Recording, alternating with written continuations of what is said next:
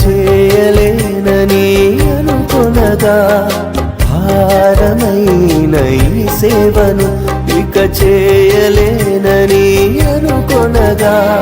ప్రధాన యాజకుడా యేసు నీ అనుభవాలతో బలపరచితివి ప్రధాన యాజకుడా యేసు నీ అనుభవాలతో బలపరచితివి ఎడబాయని